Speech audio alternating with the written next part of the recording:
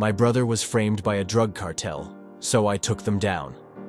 Myself, my name is Jake, and my younger brother Liam has always been the good one. Where I was stubborn and rebellious, he was kind-hearted and trusting, sometimes too trusting. That's how he ended up in the wrong car with the wrong people on the worst night of his life. The call came at 3 a.m. Liam had been arrested. A routine traffic stop had turned into a nightmare when the police found a stash of illegal pills hidden in the glove compartment of his friend's car. All 4 boys in the car pointed the finger at Liam, the quiet one, claiming the drugs were his. The evidence was circumstantial but damning. He was facing a decade in prison. I knew, with every fiber of my being, that he was innocent.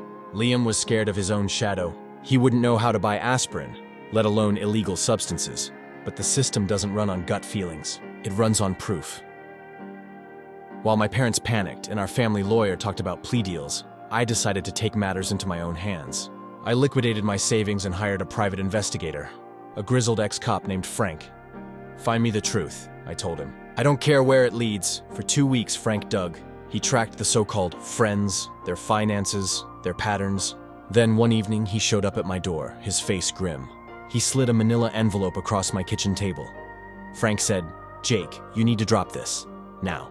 I said, "What? Why? What did you find?" Frank said, "Your brother's friends are small-time pawns. They work for a man named Marcus, not a street-level dealer. The Marcus. He runs the entire regional distribution network. They call him the Ghost because nobody can ever pin anything on him." I felt a chill. Everyone had heard the name Marcus whispered in connection with the city's drug problem, but he was a myth, a phantom. Frank said, "The frame-up wasn't random. Liam's friend Derek was skimming from a shipment. This was Marcus's way of sending a message and tying up a loose end in one move. If you keep pushing, they won't just frame your brother. They'll disappear him. And you, I'm backing out. My advice, you should too. Make your brother take the plea. It's safer." He left, and I stared at the envelope. Inside were grainy photos of brutal-looking men, financial records of shell companies, and the address of a suspected processing lab. Frank was right. This was a fight that could get me killed. But then I pictured Liam's face in that jail visitation room, the hope in his eyes when he looked at me. I couldn't abandon him. If the system was too slow or too scared to touch Marcus, then I would have to lead them right to his doorstep. I became a ghost myself.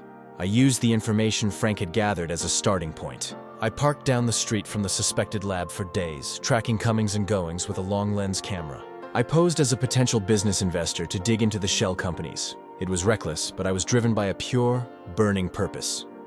I compiled everything into a dossier, not for a lawyer, but for the one person I thought might listen. A seasoned, no-nonsense DEA agent named Sarah Miller. Getting to her was a mission in itself. I bypassed the local precinct, knowing corruption could run deep. I waited outside the federal building for 3 days until I saw her. I stepped in front of her, holding the thick envelope. I said, "Agent Miller, my name is Jake. My brother is about to go to prison for a crime he didn't commit. The man who set him up is Marcus. I know where his lab is, how he moves his money, and the names of his top lieutenants. I'm handing you your case on a silver platter. All I ask is that you save my brother." She was skeptical, but the depth of my evidence was undeniable. I had done her job for her. The DEA launched a full-scale operation, using my dossier as their blueprint. It was the break they had been waiting a decade for. The takedown happened on a rainy Tuesday. I watched from an unmarked van with Agent Miller as her team simultaneously raided the lab, a warehouse, and a corporate office. They arrested Marcus and his entire network, including Liam's friends, who immediately flipped, confessing to the frame-up in exchange for lesser sentences.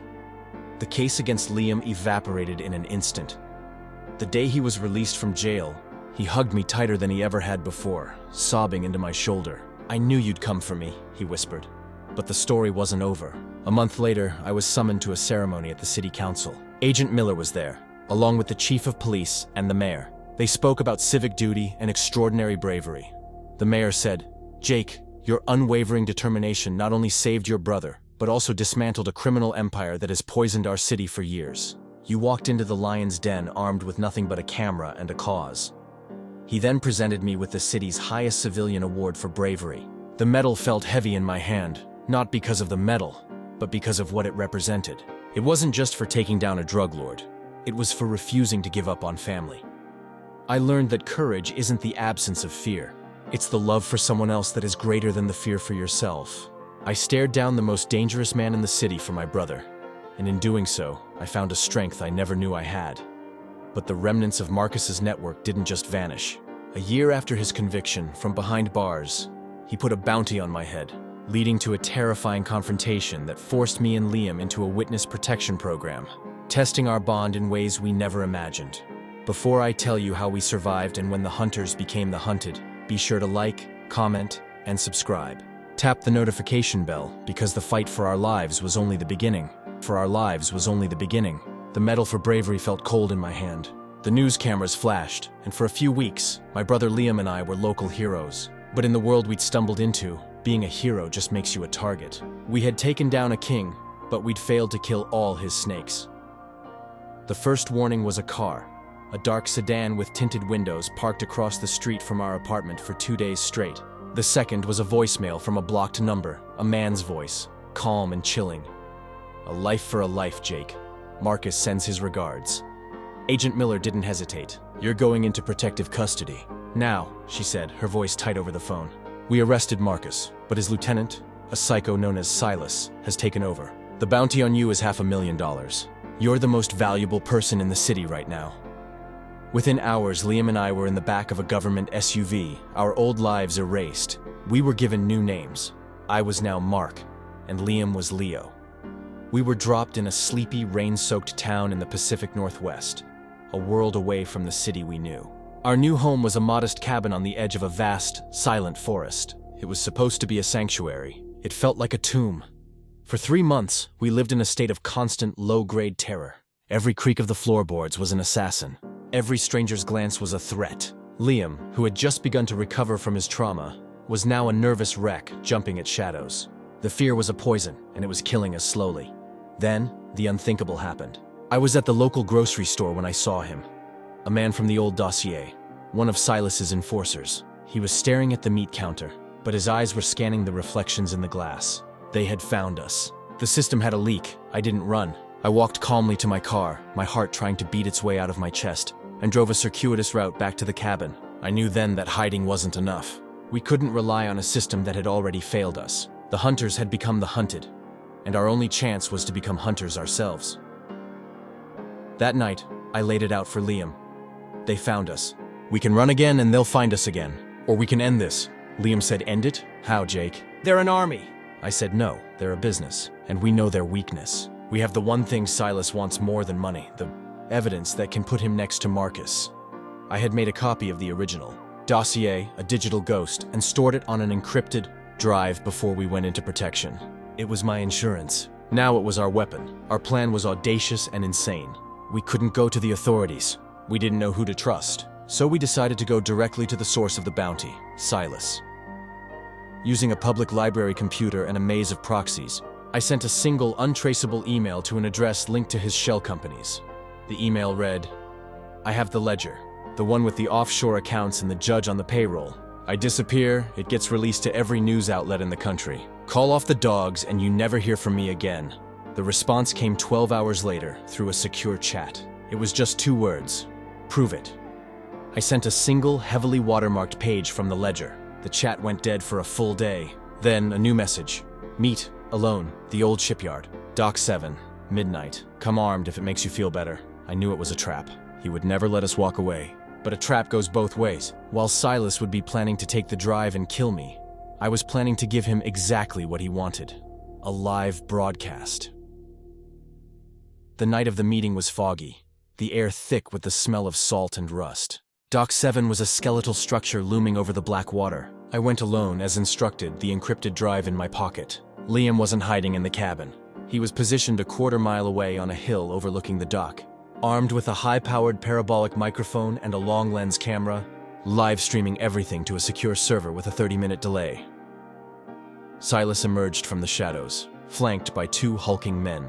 He was smaller than I expected, with cold, dead eyes. Silas said, "The hero. You've caused a lot of trouble." I said, "The drive." "Call off the bounty and it's yours," he laughed. "There's no bounty anymore. There's just me, finishing the job." As his men moved toward me, I didn't reach for a weapon. I reached into my pocket and held up the drive. I said, "This is a dummy. The real one is safe, and this conversation is being live-streamed to the DEA right now. Every word, Your face, your voice, your confession. Check your phone. Your accounts are being frozen as we speak. His smirk vanished. He pulled out his phone, and the color drained from his face as he saw the alerts. The sheer, audacious shock of it froze him and his men for a critical second. That was all the time I needed. I threw the fake drive into the dark water between us. "Go fish," I said, and I turned and ran. Shots rang out, but they were wild, panicked. The sound of sirens erupted in the distance, closing fast. Agent Miller and her team, tipped off by Liam the moment the live stream started, were right on time. We didn't stay to watch the arrest. Liam and I melted back into the fog, two ghosts once more. But this time, we weren't running from our past. We were leaving it behind, burning to the ground. We had turned the hunters into the prey, and in doing so, we had finally, truly, earned our freedom. The fight was over. Our new lives could finally begin, but the world of shadows we entered left its mark. The skills we learned in that fight, the paranoia, the tradecraft, didn't just vanish. A year later, we were recruited by a private firm that deals in the problems the government can't touch, leading us into a new life of danger that made the cartel look like child's play. If you like this story, make sure to like, comment, and subscribe. Tap the notification bell because the next story is going to be more interesting.